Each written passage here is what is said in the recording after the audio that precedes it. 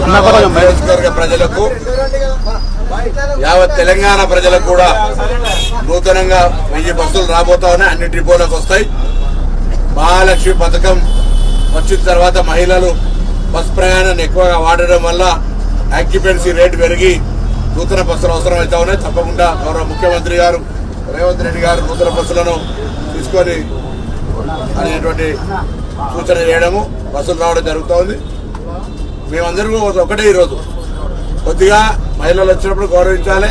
అదేవిధంగా పురుషులకు కూడా ఇబ్బంది పడుతున్నటువంటి పరిస్థితుల్లో స్కూల్ టైమింగ్స్ వాటి అన్నిటిని చూసుకొని మీ పిల్లలు ఇంటర్మీడియట్ మరియు ఎంసెట్ చదువుతూ సబ్జెక్ట్స్ లో కన్ఫ్యూజ్ అవుతున్నారా? కాన్ఫిడెన్స్ లెవెల్ తక్కువగా ఉందా?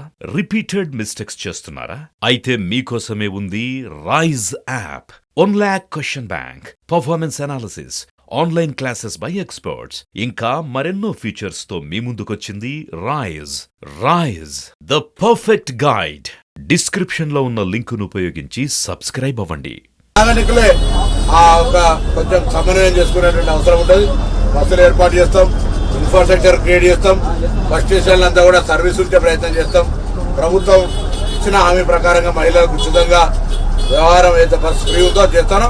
ఇప్పటికి దాదాపు 7 కోట్లు ఫ్రీ టికెట్స్ ఇవ్వడం జరిగింది. అవన్నీ కూడా ఇంకా భవిష్యత్తులో ఎటువంటి ఇబ్బందులు లేకుండా పారదర్శకంగా మహిళల సౌకర్యంగా ఉండే విధంగా ఈ కార్యక్రమం తీసుకోబోతున్నమాట సందర్భంగా మనం చేస్తా ఉన్నాం. ఇలా హుస్నాబాద్ నుంచి కూడా మిగతా డిపోలు కావచ్చు, హైదరాబాద్ జెండా నగరాలకు కావచ్చు, అన్ని ప్రాంతాల్లో బస్సుల యొక్క అంశానికి ప్రభుత్వం అత్యంత ప్రాధాన్యత ఇవ్వబోతోంది.